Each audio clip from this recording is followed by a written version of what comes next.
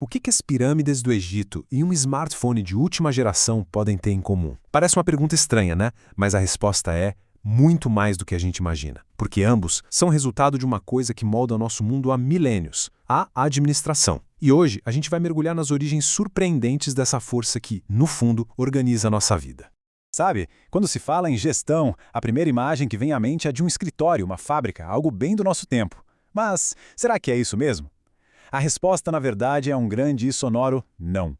Alguns dos maiores feitos administrativos da história da humanidade aconteceram muito, mas muito antes de alguém sequer sonhar em construir a primeira fábrica. Pensa só por um instante. Coordenar dezenas de milhares de trabalhadores, sem nenhum computador, sem maquinário pesado, para construir um monumento que ficaria de pé por milênios.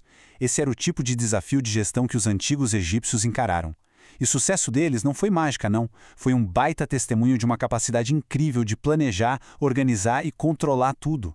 E vale dizer que toda essa nossa análise de hoje é uma adaptação baseada no excelente conteúdo de aula do professor Igor Vasconcelos Nogueira. É a pesquisa dele que está servindo de base para essa nossa jornada.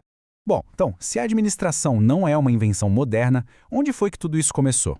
Para achar essa resposta, a gente precisa voltar lá no comecinho da civilização, onde as primeiras sementes do que a gente hoje chama de gestão foram plantadas. Mas antes, só para a gente ter certeza que estamos todos na mesma página. O que, afinal de contas, é administrar? Imagina planejar uma viagem, tem um destino, certo? Esse é o objetivo. É preciso pensar em como chegar lá. Isso é o planejamento. Arrumar a mala, organizar o que levar. Essa é a organização. Decidir quem dirige, a direção. E, claro, garantir que o dinheiro não acabe antes da hora. Isso é o controle. Pronto. Em essência, isso é administração. E quem foram os primeiros gerentes de projeto do mundo, hein? Pois é, não eram executivos de terno e gravata, não. Eram faraós, imperadores e também aqueles burocratas anônimos que criaram sistemas que faziam os grandes impérios funcionarem no dia a dia. O mais fascinante é ver como civilizações diferentes criaram soluções completamente únicas para problemas bem parecidos. Os egípcios, por exemplo, apostaram numa hierarquia super rígida, de cima para baixo, para tocar seus megaprojetos.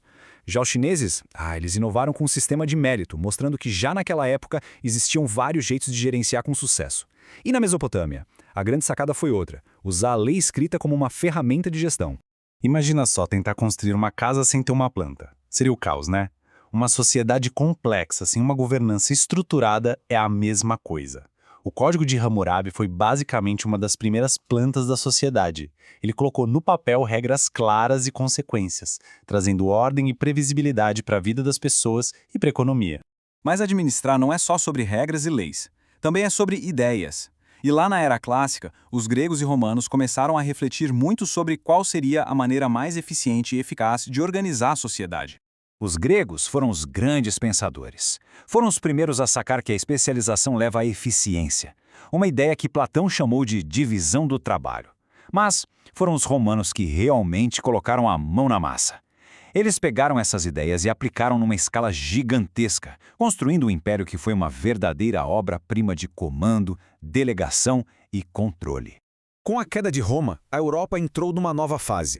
Uma era definida pelo choque de dois modelos de organização completamente diferentes. Olha só que contraste impressionante nessas duas colunas. De um lado, a Igreja Católica, uma organização gigante, super centralizada, com uma cadeia de comando que ia do Papa até o padre da menor vilazinha.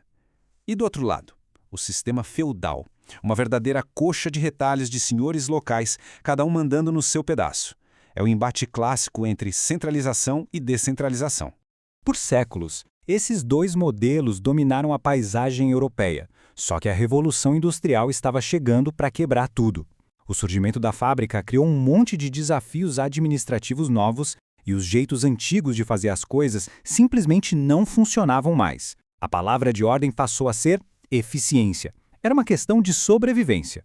E nesse mundo novo, as ideias de pensadores como Adam Smith viraram quase uma religião. O conceito dele de divisão do trabalho era simples, mas revolucionário. A ideia era: quebre uma tarefa complexa em passinhos pequenos e repetitivos, e a produtividade vai para as alturas. O resultado disso foi uma explosão na produção que transformou o mundo. Mas essa eficiência toda veio com um preço humano altíssimo. Os trabalhadores acabaram virando só mais uma peça na engrenagem, o que gerou muita alienação e sofrimento. E isso criou um problema novo para os gestores: como é que se lida com o lado humano da fábrica.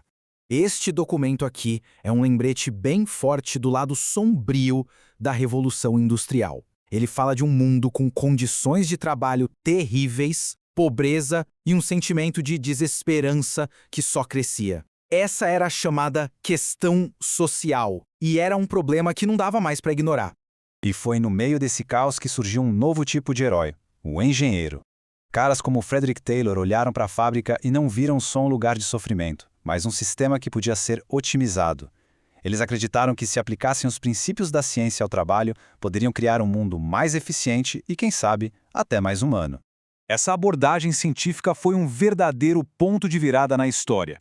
Foi o momento em que a administração deixou de ser vista como uma arte baseada só na intuição e começou a se transformar numa ciência, uma disciplina que podia ser estudada, ensinada e melhorada. A fábrica foi, então, o grande laboratório onde a gestão moderna nasceu. A pressão constante para ser mais rápido, mais barato e melhor forçou a criação de um jeito totalmente novo de pensar sobre o trabalho. E nesse processo a administração se transformou, deixando de ser um monte de práticas informais para se tornar uma disciplina de verdade. Olhando para trás, o nascimento da ciência da administração parece até inevitável. As forças da economia, da sociedade e da tecnologia estava tudo apontando para a mesma direção. Foi a tempestade perfeita que mudaria o mundo para sempre. E agora, enquanto a gente vive uma nova revolução tecnológica, a pergunta que fica é: quais são os próximos desafios? Será que estamos preparados para a próxima grande transformação no mundo do trabalho? A inteligência artificial vai tornar a gestão obsoleta? Novos modelos de trabalho vão nos forçar a repensar a ideia de empresa? A história da administração nos mostra que a única coisa que não muda é a própria mudança. E o próximo capítulo, bom, ele está só começando.